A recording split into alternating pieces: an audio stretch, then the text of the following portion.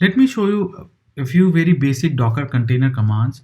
The first one is container ls, which will show you the containers which are running right now. The same information can be retrieved using docker container ps command as well. Now you might have some containers in stopped state. Now if you want to find out all the containers which are either running or stopped in your machine, type docker ps-a. As of now, I have already one container running. Let me go ahead and stop this container, and I'll show you how the output of these two commands would change once I stop this container. To stop a container, you type docker container stop and then the container ID. So this container has been stopped. Let us go ahead and try the same commands again. This is the output of docker container ls. Basically, there's no output because the container has been stopped. And if I use docker container ps, the output would be the same. But if I use docker container ps-a, you should be able to see this container which is in stopped state right now.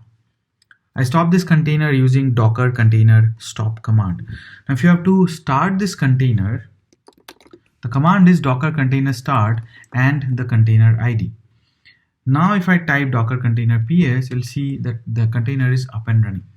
So this is the output. If you see the container ID, this is the container ID. It has been broken in two lines.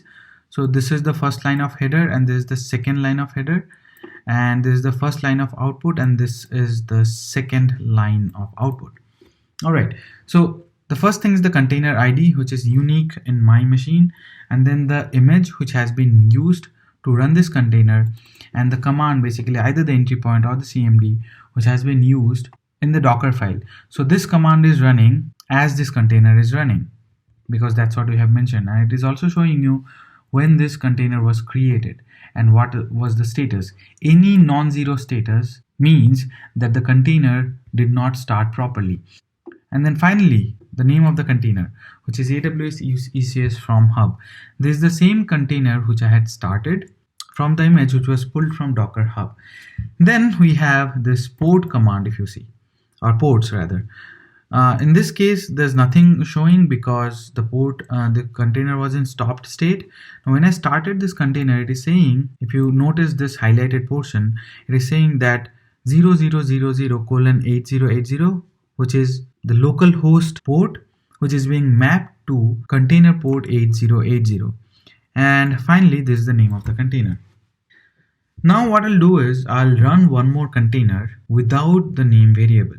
So the container should not start and it should give error. Currently, this is the container which is running.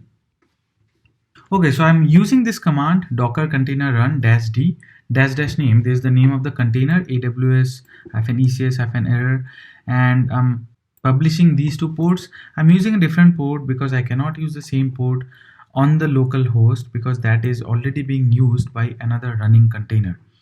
And I'm using the same image to run this command also. So press enter. It is not showing you any error, but if I type docker ps, it is still showing me only one container, AWS ECS from hub, as earlier. And if I run docker ps-a or docker container ps-a, it will show me another error, which is AWS ECS error. So this container is being stopped, and if you see, the exit status is 1, which is non-zero. Now, how do I find out what was the error in this container? What happened? Why didn't it run? Basically, I want to see the logs of this container. So to find out the logs, you have to type docker container logs and then the container ID. It will show you what happened inside the container. This is the container ID. If I type, there was some error in the Python program which we tried to run because it was expecting an environment variable named NAME, but we did not provide it. So that's why it errored out and the container was not able to start because the command failed. The command which I had mentioned at the entry point, that had failed. Of course, to fix this, you have to pass the environment variable. So the command which I wanted to emphasize on here is docker container logs and then the container ID. So you can find out what is happening inside of a container. You can use docker container run command to run a container instead of using docker run. Those commands are previous version commands. For the new version, you should use docker container run, docker image run, etc. as a best practice. Now let us go ahead and see what is there inside of the container, how it is running, what image it is using. We did the same for a Docker image. We'll do the same for a container also. We'll try to poke in the container itself. So the command is docker container inspect. And of course you have to mention the container ID.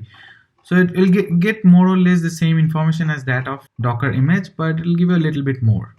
So if you scroll up, this is the ID of the container, and what you are seeing here is actually the first few digits, not all. What arguments have been passed, what is the status of this container, whether it is running or not, whether it is being paused or not, whether the container was killed or out of memory killed. Of course not. The process ID of the container for the host. So if you search this process ID in the host, that's what the container is running. What was the exit code? 0 means it was successful. Was there any error? If there was any error, what was it? What was the message? What is the image ID this container is using? The name of the container. What network driver it is using right now? Which operating system platform it is using? Few host configurations which you have not done yet. Now networking mode, it is using default. We'll discuss network mode shortly. Then the port bindings. Which port in the container is mapped with which host and which port. So in the container we are running on port number 8080 because in the Docker file that is the port which you had exposed. Now how this port is mapped with the host computer. So host IP is null because you are running on a local host, and on which port this container is being mapped. Now in this case the container port and the host port are same. There are a lot of other information which we don't need to go into detail as such, but I just wanted to tell you that if you want to take a dig at the container itself, you can do it using docker container inspect command. You can rename a container also. Currently the name of the container is AWS ECS from hub.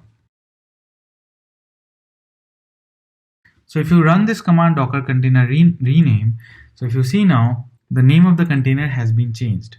So it's a very handy tool if you want to change the container name. Let me go ahead and stop the container. Either you give the container ID or you can give the container name also. So now if you see the container has been stopped.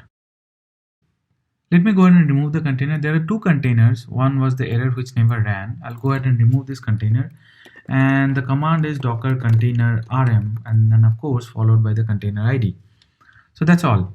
The container has been removed. Type docker psa. And see there's only one container now because the previous one has been removed. Now finally, there's one more command which is docker container exec, which is a very important command. Docker container exec, what is the use case of this command?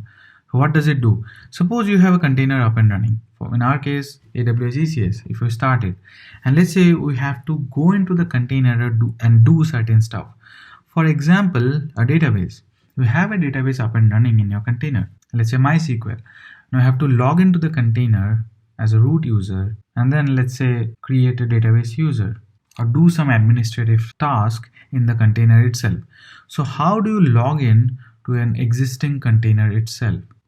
Basically what I want to say is, what if you want to go inside of the container which is already running and do some stuff there? There can be a lot of use cases for that. So how do you do that? I have this container running. The name of the container is AWS-ECS. So let me try to get inside of this container as a user and see what is happening there. The command to do so is docker exec. So docker exec will take you inside of the container and you have to type these two modes, interactive and dummy terminal, then name of the container and then which command you want to run. Basically I'll be using a bash executable to connect to this container. So if I type, now if you see, I'm in a directory called /python-app, and if I do an ls, I should see my code first -python-webpage.py and requirements.txt. Let me pull up the docker file which I used to create this image and run this container. Alright, so this was the docker file. I pulled an Ubuntu image and I did some update, and then I copied the file requirements.txt in a directory in the container, and the name of the directory is /python-app. And then I installed all the libraries from requirements.txt, and then I copied this program first python webpage.py in the same directory /python-app. So this directory should have requirements.txt and first-webpage.py, these two files. One of them is being the program which is running. And if I go to the container and do an ls-a, that's what we find. First python webpage.py and requirements.txt, these two files. If I type pip-version, I should be able to see that Python version is also there because I had installed pip version. Of course, Python is there. If I type python -version, it installed Python version 2.7. And let me go ahead and do a pip list. So it is showing all the dependencies which we had installed to run the program, the Python program or Python Flask program. Let me try to find out the processes which are running inside of this container. Type ps-ef. So if you see, there are only 3 processes running. There's no system process at all. And all of them are running as root users. So this is how you get inside of a container. And if you want to come out, of course, you type exit, and then I'm back to my local host. I'm out of the container. So the command is docker exec /it interactive terminal, then the name of the container and the command which you want to execute in the running container itself. In our case, it is /bin/bash because we want to use the bash command prompt or bash shell prompt to be used in the container.